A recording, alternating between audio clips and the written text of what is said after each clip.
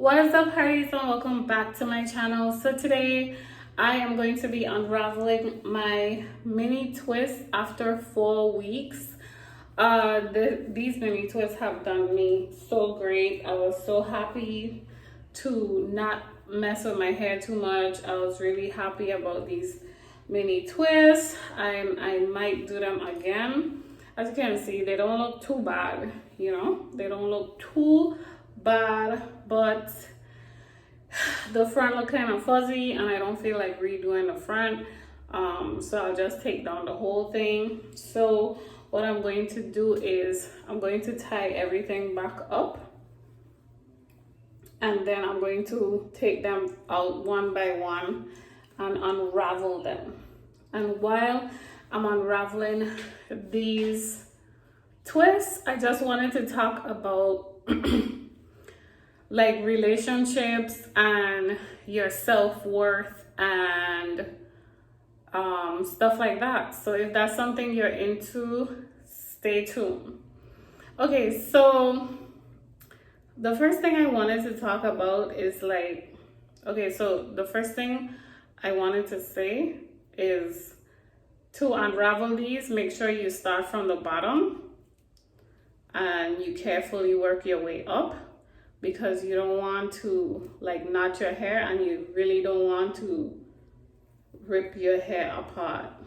Okay, so you want to take your time and unravel from the bottom up gently, like so.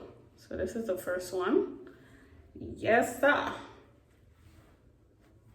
Let's still there. Okay, so let's talk about relationships and being in a relationship where the person that you're with is not treating you right. They cheating. It could be a number of things. They cheating, they lying to you, they make you feel ugly, they make you feel stupid. What else? You just being in a relationship with somebody that calls you out of your name when they get angry, tells you, cuss you out with bad word and say bleep you.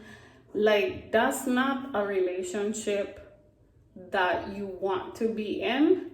And I know a lot of women, we tend to feel incomplete if we are not in a relationship. But really and truly, it's better to not be in a relationship and have your peace of mind than you in a relationship and some guy is stressing you out, lying to you constantly. One minute they telling you what you want to hear, the next minute they telling you what you don't want to hear, So you deserve better. You deserve more than that.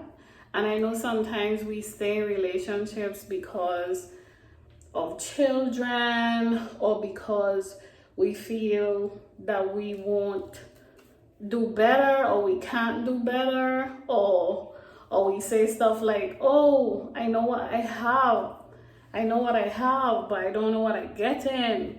We say stuff like that so that we could compromise with what we have and try to make it work. And sometimes some relationships just ain't worth saving. If y'all been through therapy, counseling, and it's the same thing over and over and over, I mean, some relationships you just gotta walk away, man. You just have to leave it alone and believe it or not, when one door closes, another door opens up. And as much as right now you're in a situation and you don't see that happening, it happens, okay? It happens. And I could tell you, I was in a relationship, and you know, most of the guys I was in relationships with, but then again, we were young. We all were young. I was young, they were young. We didn't know what the hell we were doing. I definitely didn't know how to be a good girlfriend for the most part, but nonetheless, your relationships in your past kind of makes you who you are, and it helps you to improve on like your future relationships. You know, it helps you to know what not to do in the future. So I would say they do count for something. But in the past, like, I've been in relationships where I don't know if it's like a charity thing. Like, I attracted to people I have to help, which is so dumb. But I don't know. But I notice it's not only me. You have like a lot of women who they're attracted to people who they could fix, or people who they could improve on. It's like a little project for them. Like, oh my gosh, I can find this guy. I can make him go to church. I can make him find a good job. I can get him into school. I can get him a degree. I can help him with his schoolwork. I can fix his hair. I can fix his teeth. I can buy him new clothes, you know, to make him exactly what you want. So it's like, I feel like that's what I was doing. Like, I feel like I got guys that I had to like improve on, which I was just tired of. So really and truly, I ended up just saying, you know what? I'm so done with relationships. I'm so done. Like, I broke up with my last boyfriend, and I was like, yeah, I done. Like, I just gonna make my money, and it's just gonna be me and my mom for life. And I just gonna make my money, get me and my mother a nice place to stay. Like, we gonna travel together. Like, it was just about to be me and my mother. Like, that was it. Like, I was ready for that life. Like, I was ready for just me and my mother. Like, I didn't foresee, like, in that moment where I was just done with relationships, because honestly, I just felt like some relationships, they're just a waste of time. And it's like, you know, you invest in all your time and your energy and your money into somebody. And when I say money, I mean money. Like, I gotta be buying you gifts on Christmas, buying you birthday gifts. I have to be doing all of this extra stuff. You know, that's work. That's work. So I'm like, for me to do all this investment in you, and then later down the line, I realized, like, why? Complete waste. So it's like, I just wanted to be by myself. And then guess what happened? So I closed that door. I was like, yes, I'm gonna be by myself. And then another door opened. I met this guy, and he was very different from guys that I normally date. He was very mature. He had his own thing going on. And at the time, I didn't need no guy. I didn't need you to drop me. I had my own car. I didn't need you to give me money to buy food. I had my own job. You know, I've been working from since 15. Like, I didn't need no guy for nothing. So at the time when I met him, I was like, nah. But he was like really nice, really quiet, really shy. You know, a very different guy from what I normally date, if that makes sense. And I normally go for like dark chocolates, you know. If I look back at my history of guys that I've dated, I tend to go with like dark chocolates. But I think I had like one red skin, and that was, ugh. Yeah, no, I'm not someone a red skin guy. Red skin guys is troubles. But anyways, so I ended up meeting this guy, and he was very different from my typical guys that I deal with. He had his own thing going on, I didn't have to fix him. Like, he was already in the church, going to church on his own. He didn't have to, nobody was forcing him to go to church and stuff like that. And I was like, that's cool. But then in the beginning, I was like, you know what? No, I scared. So I kind of like wrote him a letter, and I was like, look, if you just try and get some coochie, and that's it, just let me know in advance. That way I know where it is going and I know what to expect and I don't waste my time. But if you serious and you mean business, like, you know, like, I didn't want another stupid relationship. So he was like, no, he's serious, he mean business, and, you know, he want to marry me and all this stuff. And I was like, okay.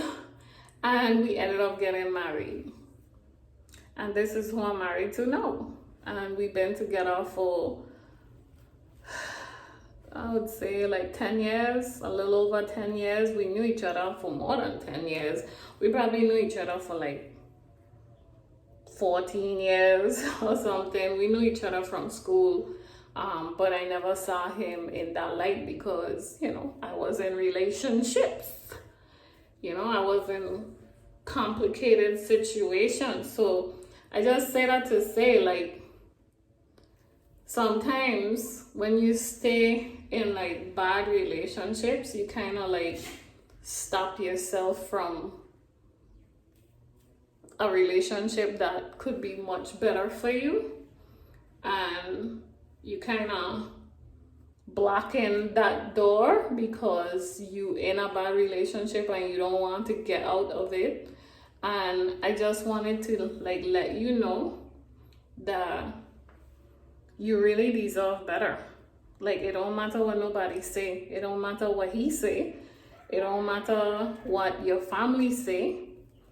Because I could even tell you a situation where a pastor told a woman who had children with this man who was very abusive, he told her that it's best she stay with him because, you know, she have 3 or 4 children with him. So it's like, one man going want you, you ain't working, you just stay at home mom.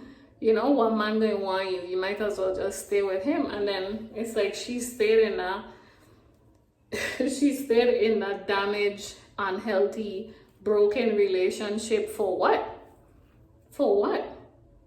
Just to be, you know, mess up your mindset, because it does mess up your mindset. It changes how you view yourself. It gives you like a low self-esteem, you know. All of that for what? To stay with him for what? And at the end of the day, what? He still went. He still left. He still left. He still went and run woman. So it didn't make a difference. It's best she had walked away from them. And maybe, you know, things would have been better off for her. You just never know. So I say all of this to say, you deserve better. And you deserve the best. It doesn't matter what the situation looks like now. And it doesn't matter what your negative part of yourself telling you like you don't deserve better. But you do deserve better, and you don't deserve nobody to be treating you bad, calling you out of your name, cussing bad word after you, telling you ugly, or making you feel ugly, or making you feel stupid. You deserve somebody who will build you up, treat you like the queen that you are, tell you that you're beautiful, make you feel beautiful, tell you that they love you, kiss you, caress you, treat you like the world revolves around you. That's what you deserve. And if that's something that you really want, staying with somebody who's not giving it to you is not going to help the situation at all. So I mean, there are relationships that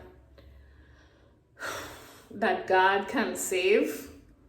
And I think those relationships are two-way streets. It have to be both parties willing to save the relationship and not just one. You could be fighting, trying to save a relationship all you want.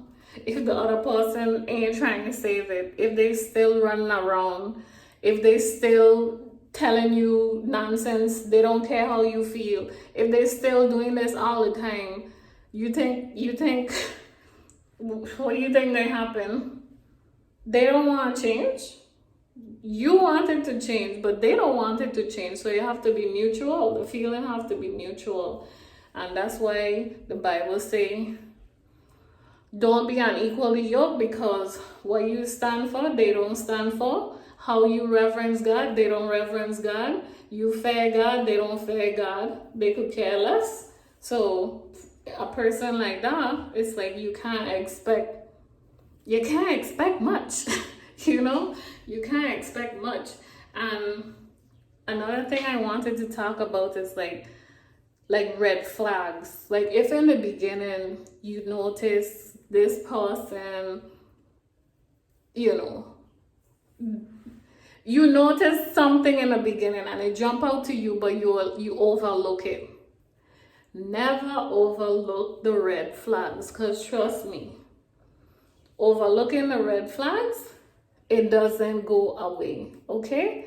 It does not go away. So that one thing you notice and you just like push it to the side, like, oh, that was just this one time he acted like that because it was really my fault. You know, you try to like justify why him or her acting like that was okay. You know, you try to reason and you try to be like, yeah, no, it was me, it was my fault. You know, he or she probably wouldn't react like that if I didn't do this or if I didn't do that. And you try to justify why the person act like that. But listen, always pay attention to the red flags, because the red flags never lie, honey. Red flags never lie.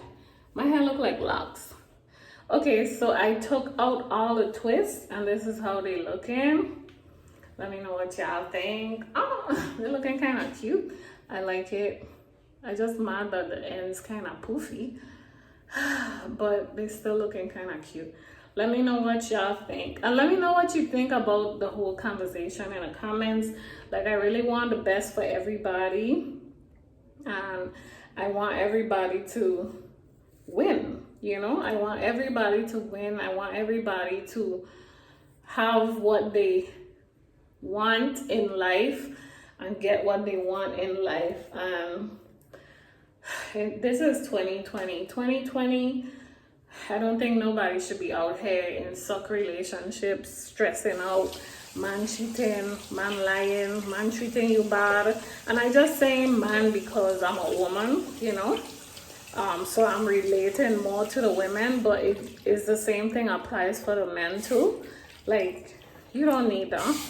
You don't need that in your life, girl. You don't. So, like, my motto is always, I'd rather be happily single than miserably committed or miserably married. Okay? And that's my motto, and that should be your motto too, because your joy is more important. Thank you so much for watching, and if you're not subscribed, go ahead and click that subscribe button. I'll see you guys in the next video. Bye.